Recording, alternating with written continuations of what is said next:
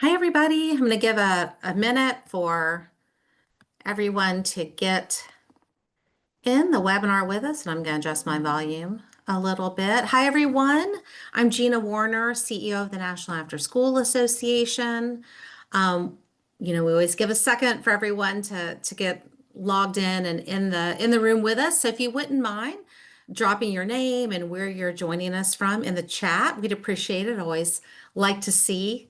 I see some familiar names, so I see some new ones too. So I always like to see where everyone's coming from today. Hopefully, you're a place that is beginning to experience some winter, because I am in the DC area. It's kind of cold today. All right, it's like to see where everyone's coming in from. Okay, yeah, Joshua, Lawrence, Richmond. Did you guys have any snow, Joshua? I know like southern parts of the state had snow the other day. I'm sure Santa Clarita, California is beautiful today and every day. So we give a little bit longer. I might be joined today by our COO, Heidi Ham. She was having some technical issues this morning. Hopefully she'll be able to join us. No snow yet, Joshua. Okay, well, I know we're not ready for it. I agree. Hopefully Heidi will be able to join us. She and I both have taken sabbaticals in the last 2 years. So I think we have things that we both wanted to share from that, but I'm absolutely able to share if not. And Matthew says rain is on the way in California. I can't believe that. That's always beautiful weather in California. So, all right, I'm gonna give one more minute as we have just a couple of people coming in. Okay, snow in the mountains, Driggs, Idaho. Well, thank you for telling me where that is, because I would have no other idea, Jen, where that, and I'm still even not, totally sure that I know where it is on the Wyoming border. But although I did have the chance to meet the Wyoming Superintendent of Education the other day, who's a huge supporter of after school. So that was exciting. I see Erica Rucker joining us. I know exactly where Erica's coming from today. But I want to go ahead and get started because near the Grand Teton National Park. Very nice. Beautiful. I do want to go ahead and get started because I don't know about you guys. We were off yesterday. We were closed for Veterans Day. So this feels like a Wednesday, Monday. So if you had that same feeling today, I'm sure you'd be happy to get some of your day back if it happens that way. So I'm going to go ahead and get us started. And I want to thank you for joining us today for this webinar, Establishing Sabbaticals for Sustainable Leadership.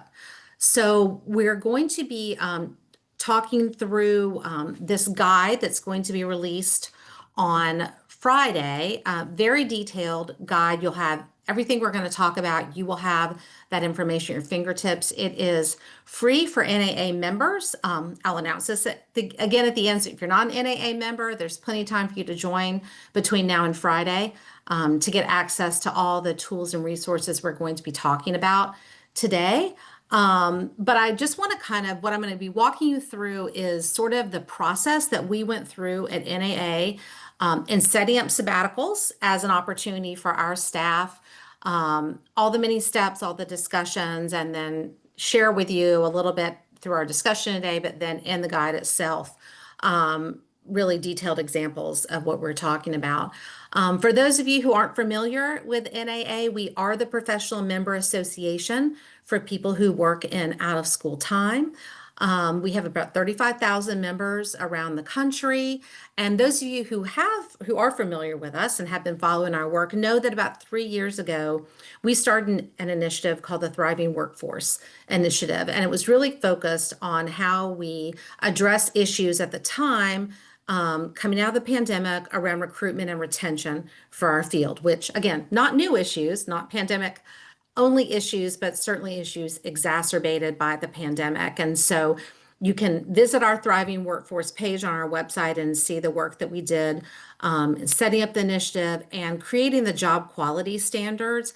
And the tool that you're going to see today is directly linked to those job quality efforts. We see the opportunity to offer a sabbatical for long-term employees as a real indicator of a quality job for our field. So we feel it's our part to help do everything we can to help you establish this within your organization, maybe for yourself. Maybe there'd be some self-advocacy that needs to happen. That was my experience with it. Maybe you are, the employee, the senior employer, and you're looking at it for maybe other people on your teams as well. We've tried to really address every level of the workforce in putting this guide together. So this call is being recorded. We're going to have some time for questions and answers at the end. And then, as I mentioned, the full guide will be released on Friday. So I want to start by talking a little bit about what a sabbatical is. And the concept of sabbaticals for, I'd say, particularly nonprofit individuals has really gained traction over the last couple of years. If you'd heard the term before that, it was probably in the context of an academic sabbatical, which was generally really a longer length of time, a year, a semester, or something. And during that time, you were expected to produce a book or, something really monumentous, to earn, I guess, or justify your time off of work. That is not at all the approach that we take within the nonprofit field. We really look at sabbaticals as a restorative time, a time to, again, to reward, to honor, to recognize the hard work of individuals, long serving, we're saying significant period of service. We'll talk about what maybe those different levels might be. And honestly, to make it a quality experience, quality job indicator, it needs to be a paid leave experience as well. And so again, time period we're talking about usually 6 to 8 weeks.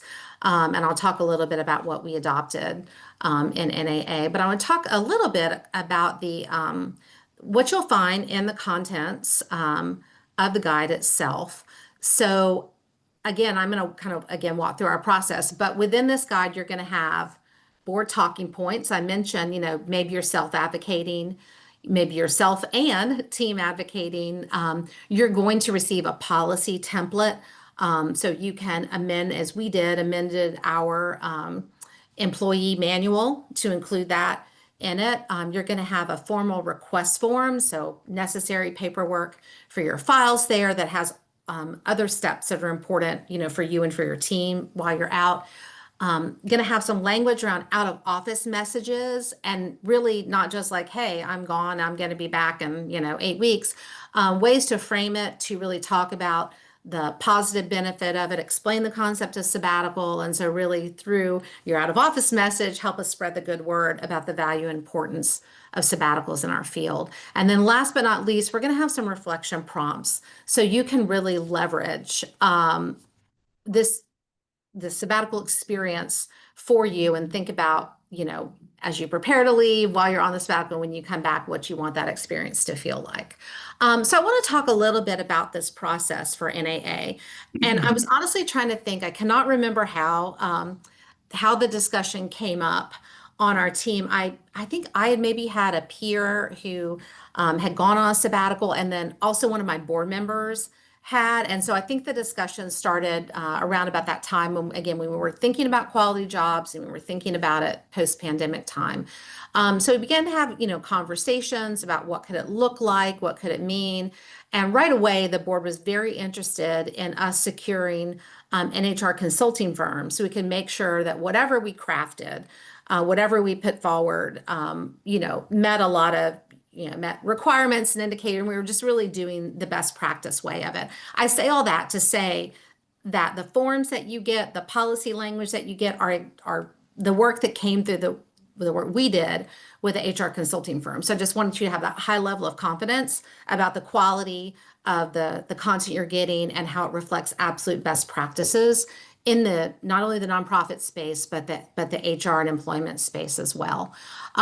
So got that work done, got the formal policy written, secured the board approval, and I'm very fortunate in that my board was very responsive, very supportive, very positive. I know that is not the experience for everyone. I've had colleagues and friends who have shared with me board members who don't believe in sabbaticals, who don't understand sabbaticals. So within this guide, you're going to see some information. If that's kind of the position you're in, if you've got maybe some board members who aren't don't know about this, aren't up to, up to speed on it, haven't been hearing about it, give you again some language for, again, for some of your self-advocacy or team advocacy. So got the formal policy language, got the board, once the board saw that, and then they saw the process, got it approved.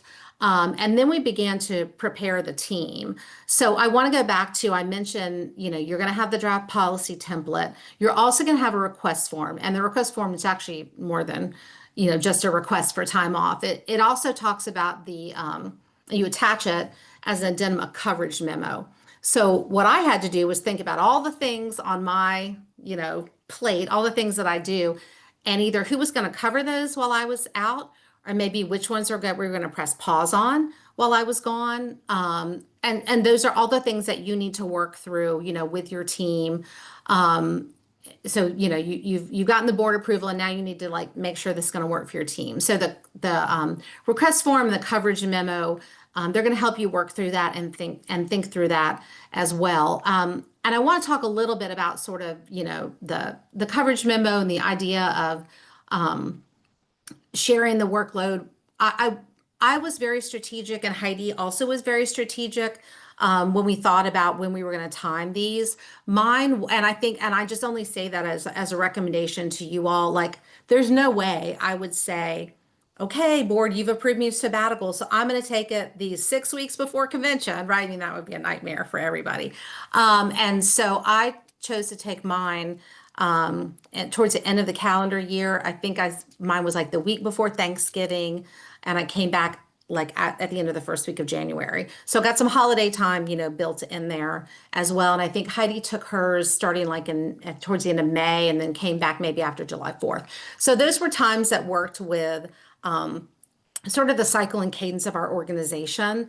And so again, that's something that you'll have to think about for you. And, again, as we were thinking about things on the coverage memo, there were some things that it just, one of my job responsibilities is I approve the bills. And we have this super double check thing that's online. And it just reached a point where it just made no sense for me to try and upend that whole like notification system to give that to someone else. So, I just like did 2 calendar alerts on November 30th and December 30th to go in and check and approve the bills. It was just something that ended up being peace of mind, for everybody on that. So all those are the things that you'll walk through and you'll talk through as you're thinking about what this coverage looks like. But you're going to have the tools to help you do that through the guide. So that's part of preparing the team for that. And then reflecting on and improving systems. So when I finished my sabbatical, our board, led by our board chair, Matthew Moibon, had actually a very valuable survey that they did of me. What was my experience like for the rest of the team? What was it like for them? And then, our consultant, everybody who was involved with the organization. So that really helped us think about where could improvements be made? What did we learn? I think all along we knew that we were investing in this for our organization because we wanted to invest in it for the field. So we knew that we wanted to really think about what we were creating and making sure that every lesson that we learned was something that we'd be able to pass on to you all as well. And one of the things that came up was the value of thinking about more, I'd say, like the mental preparation for sabbatical, how you mentally want to prepare for it, how you mentally, emotionally want to feel when you're on it, and then what your sort of re-entry process and feeling looks like. And so that was a huge improvement I think we made between my sabbatical time and Heidi's. And so you all are the beneficiary of that because we've included some of those reflection steps in the guide itself. So Heidi, are you on the call? I know I saw you pop in. Are you? I'm in 3 different ways, so hopefully. Oh, awesome. All right. So, yay, technology. So you heard what I was saying, kind of setting up sort of between my experience and yours. And I thought it would be great if you could share with everyone a little bit about what sort of this whole reflection exercise, because I think it's such an important piece of this whole sabbatical experience. Yeah, thank you. And I appreciate everybody joining and the opportunity to share my experience because it has been a game changer in my career. And we know that in our field, so much from a servant leadership standpoint and urgency, and those things really drive everything that we do. And then we look at rest as a reward for hard work, but that's not really what it is. Rest is a requirement for sustainable leadership. And so as I prepared for my 6-week sabbatical, I realized that stepping away, it really isn't simple. And people I've talked to since my sabbatical or even before were like, oh, what are you going to do? How are you going to, I could never do that. I could never step away from my work. But it really does take courage, and it takes planning, and it takes a willingness to let go, which I haven't been famous for. I mean, that is not one of the things that I put on my LinkedIn profile, willingness to let go. But this definitely took a willingness to let go. But I am going to share my experience of what the sabbatical looked like and felt like in practice. And most of what I'm talking about isn't explicitly covered in the guide, but the process, I'm going to talk to you about my experience and my answers to some of the things and how I use the process. And then you would come up with your own way to use the process that is included in the guide. So when I first realized I could take a sabbatical, it seems like I should have felt relief, right? And I didn't. I didn't feel relief at all. I felt excited. And I also felt completely overwhelmed. If you ask my team members and other people that work with me closely, you would know that I changed the start date and the end date of my sabbatical lots of times. And then I finally thought, you know what, if I keep moving this around, I'm going to lose my window of opportunity. So I mean, in the challenge of stepping away, you can see these questions on the screen, but how do you step away from work that never stops? And how do you hand things off and still trust that it'll be okay? So after weeks and weeks of thinking about it and trying to prepare on my own, I decided that I needed some support. So not only was the benefit of the sabbatical great, I was able to use my professional development funds to hire a sabbatical coach. And I didn't really know if that was a thing, but so I kind of made it up and asked somebody that I knew that has a coaching practice and had just gotten off the sabbatical herself. So I hired Marissa Badgley from Revolution, and it's really one of the best investments we could have made. She helped me see my sabbatical not just as a break from work, but a return to being myself that I haven't had an opportunity to get to outside of work in a really long time. So she guided me. We had a couple of sessions before I took my sabbatical. She guided me with this sabbatical blueprint, and then had me identify some anchors that about what mattered the most to me. And it really was not about what I wanted to do, because people were like, oh, what are you going to do on your sabbatical? And that, I think, was kind of creating a lot of the pressure, right? And so many people heard me say, well, I don't have to write my dissertation. Like, what is it that I have to do, right? And so this was really about she had me think about really how I wanted to feel. And so it's how I wanted to feel during the sabbatical. So, some of the words that I brainstormed with her during my coaching conversations were relaxed, reconnected, supported, and not pressured or not guilty. And then we talked about how I wanted to feel afterwards, and came up with, I wanted to feel calm. I wanted to feel reset. I wanted to feel like I had space around me and not overwhelmed or scattered when I came back. And so and then identified 3 priorities, which for me were recovery, reconnection, and reflection. And if you can believe it, rest didn't really come that easily initially. And it took really a lot of shift from doing to being, and practicing what that felt like. I had to unlearn the concept of urgency and then redefine productivity. And when I stopped measuring success by output, because output is a lot of what we measure success by at work. So we stopped measuring by output, I started feeling a lot like myself again.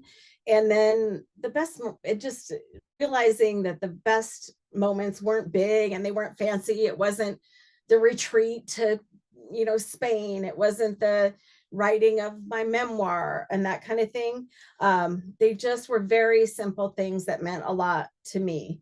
So things like, I think I have some pictures here, Kate, so you can see some of the pictures. So just easy, simple things like napping with my cat, watching sunsets, celebrating my wedding anniversary. We actually went to an oyster shucking class, went to a couple of concerts with friends, and I wasn't too busy to have a cookout on a random Tuesday. And I mean, and especially something like, you can see the paella there, that takes a lot of learning and investment and work. And it's not something that I would typically be able to do during a work week. Excuse me. So these were seemingly small, but they're very, very ordinary things.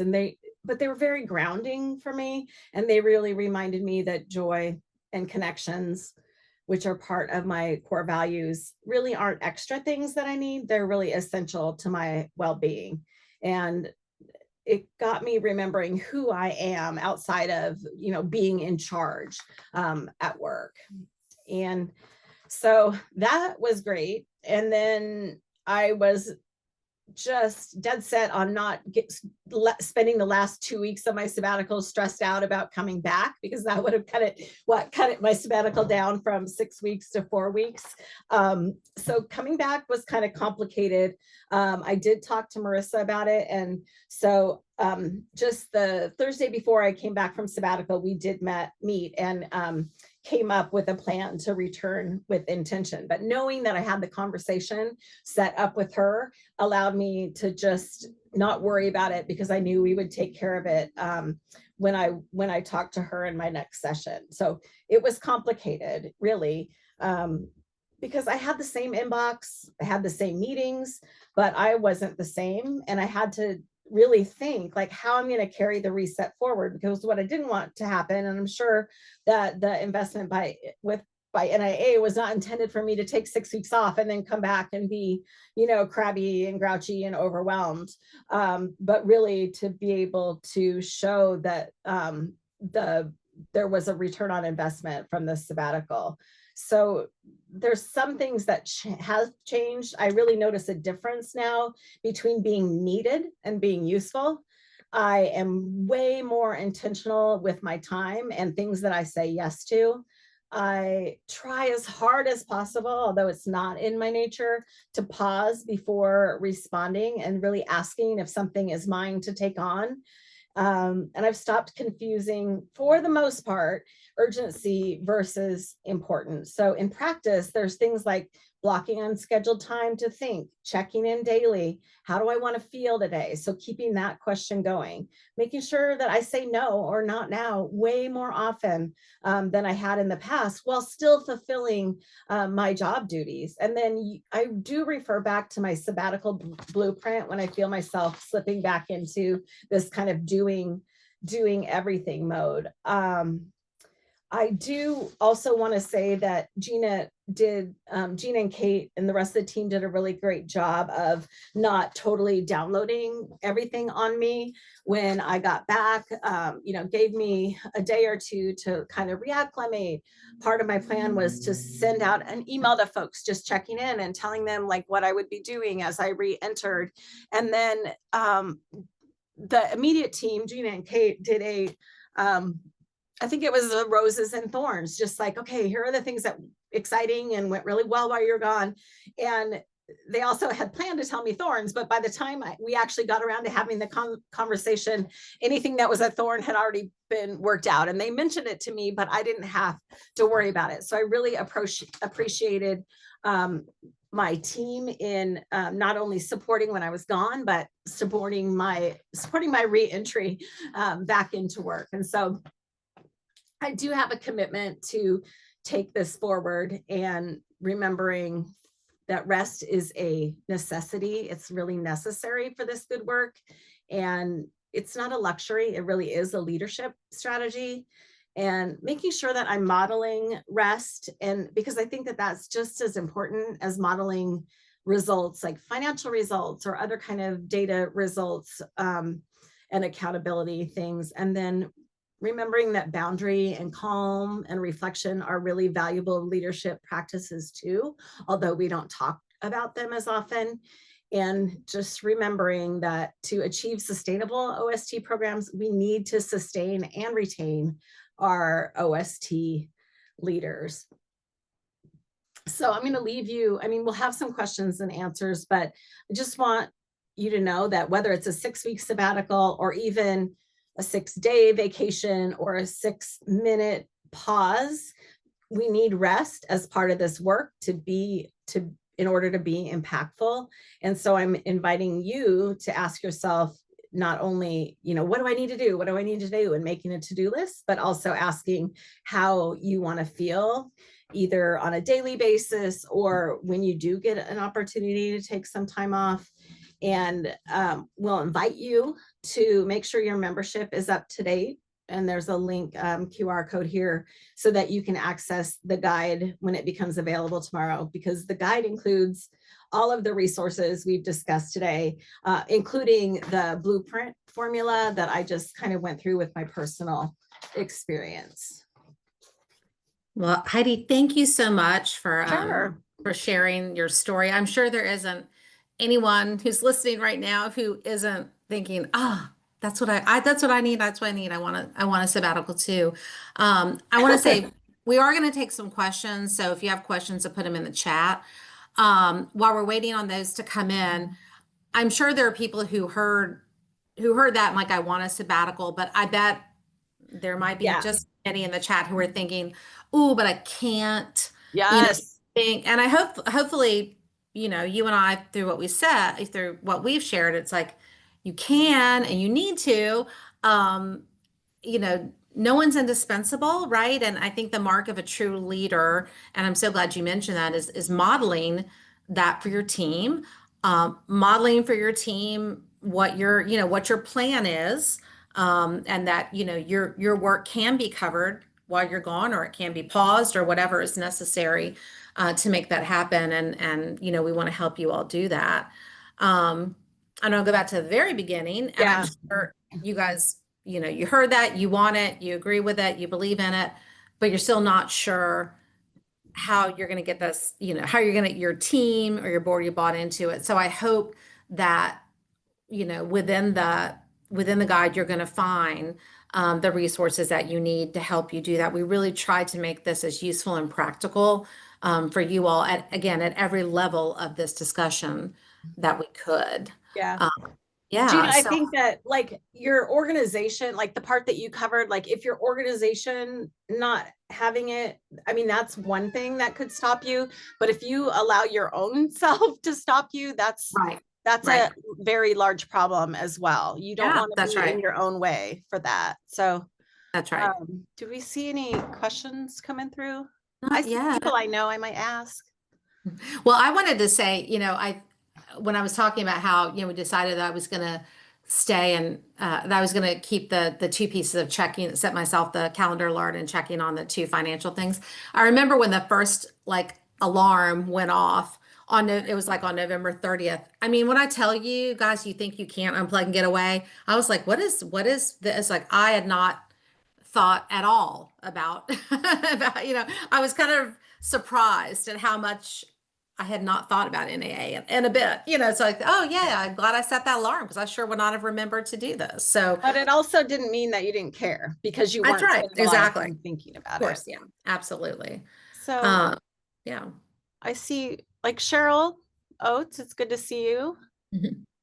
I don't know if you had anything you wanted to add or question. Calling people out. Yeah, well, yeah, right. I feel like you just took, the teacher just called on me. I was sitting in the back hiding, well, and you just called me out. I just saw your smiling face and thought, oh, I want to hear from her. So thank you for indulging me. Well, you are more than welcome. I don't really have questions, and I'm in a setting that's a bit different. So Yeah.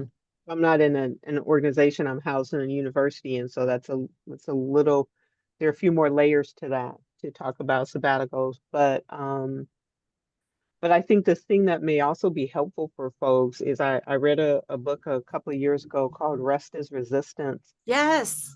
And so that may be, even if you aren't in a place where, you know, your next step is a sabbatical, but maybe sitting down with, you know, that or other resources that help you really begin to think about how important rest is to you and your work, right? Then I think that may be also helpful, right? Is kind of thinking about the other ways that we can begin to incorporate rest Yes. really Yeah. as a real strategy, as a leadership strategy, as a in ways that we probably haven't thought about it before. Yeah. And Cheryl, that includes like taking your leave time, you know, that if you Mhm. have PTO, making sure that you take your PTO, right? That again, you know, for your own, you know, health, and otherwise for sure. Um, so I see that I already mentioned Erica Rucker's on the call. I just want to say again, Erica was on the board at the time that my sabbatical was all the discussion, pre-discussion, approval time, and just want to say again how fortunate I was to have a board that was absolutely supportive of the whole process. So thank you, Erica, for being a part of that. But Oh, that's not to hard. But that's not to say that, and you know, and if you sense that your board is not, sometimes it's not supportive, they just don't understand or they don't know. And again, this is a new concept, and I feel like I've heard so much about it since we started this process than I did before. It felt a little bit sort of radical or out there at the time. But and again, that was our whole intent. And I think really doing these different levels of investment, whether it was with the HR firm or then with the coaching for Heidi, that we knew we wanted to give to you guys, you know, the best practice policies and tools that we could to help you do it because, you know, we wanted you all to benefit from this yeah. work that we had done. And Um, we did have some affiliates that shared some of their materials, I think, when the board was working on this too. So we have Kohei from Schools at Washington's. I mean, and it sounded like when I talked to you about my sabbatical, there were a lot of good things in place to support people. And so if you have a chance, Kohei, to share, and then maybe tell us when you're taking your sabbatical. It's funny, Heidi, as you were sharing I didn't sharing expect to about see you. your journey. I actually just postponed my sabbatical to to next year. And so I was making notes Hey, to you only get myself. 2 reschedules, I heard. So Yeah. So I do plan to take it at the end of January. And Schools at Washington, we've actually had a sabbatical program for a few years now. And I think it's an ongoing learning, but our program is if you've been a continuous employee with, or if you've been an employee with SOA for 7 years, you get a 2-month paid sabbatical, which has been really nice. I think some of the resources that you all have shared and some of our learning has come from there is a Washington nonprofits organization here that supports BIPOC leaders in nonprofits with the sabbatical program, which includes coaching and not just, I think they offer a opportunity for folks to apply for a 3-month sabbatical, and then they also offer shorter 2-week or 1-month sabbaticals. So it's kind of a neat with supports like coaching for not just the person going on sabbatical, but they also offer coaching for the team that will be staying. And so I just thought it was a neat concept of like, yeah, like also just a neat concept of being able to like it's a big deal. And I yeah, think thinking about like how you prepare, we talk about summer programs or programming and like in youth programs of like it's not just something you walk into and like how to be intentional about it. And so I've been thinking a lot about like what's the intentionality that I want to take when I take my sabbatical at the end of January and like not not postpone it again. So Love it. We're going to hold you accountable to that because yeah, thank you. I we know think you that deserve was. it, but now we won't get to see you at convention. Ugh. I think that was, you mentioned about that. I think that was in the policy about, right, that you could only do like 2 postpone. Not Oh, to I make was this making that punitive. up. That's good. No, to know. there was something, I don't know if we included it, but definitely some things I came across, and not to make the Yeah. whole process punitive or whatever, but that No. at some point you do have to like really commit to this. And I think, hopefully you guys are hearing from this. The mark of a leader is really not that your team cannot make it without you. Because if that's the mindset, and honestly, if that's the mindset of your board that your team can't make it without you, then you're maybe not doing your best job as a leader, right? So I think that's something to reflect on too. And if someone wants to reach out to me, I'm happy to talk to you about that. Because I think at every step you should be empowering your team. Not saying you're like working yourself out of a job, but you should be empowering your team. You should be a team, and that means that the assistant coach should be able to step in sometimes or something like that. I said it was always probably a mark of my success maybe as a leader when the board, they used to give the examples, but what if you got hit by a bus tomorrow, Gina? And then it became something that, what if you won the lottery? I'm like, well, that's a positive. I'm going to take that as we're talking about this in a more positive frame now or something. But I also want to mention, Keho, you mentioned about the outside funders that support it. So maybe if this is something that your board is like, we love it, but we just don't have the resources to do this, approaching, maybe a local funder or a funder who supports your organization. That's something to think about as well, as a way to help address what might be the financial implications of this. So Yeah, Gina, I was just going to say, I think one thing that we talked about and that I've read in some of the articles that I've looked at is like it really is about when we talk about investing in staff and investing in our organization, it is an opportunity for folks to like re rejuvenate, to come back refreshed, so that you can stay in this work in a right. more sustainable way. Yeah. And I did, and I mean, I'll just be very transparent and say I did. I mean, I was it had, I'd gone through the pandemic, which was very stressful financially and otherwise for our organization. I had lost my parents and, dealt with and lost my mother. So I had gone through I was an empty nester. I just had a lot of emotional things weighing on me. And so I would, classic markers of burnout. And I absolutely came back refreshed and re-energized. And it was really what I needed to be able to continue in this work. I don't say this lightly. I mean, I just don't think I could have continued, at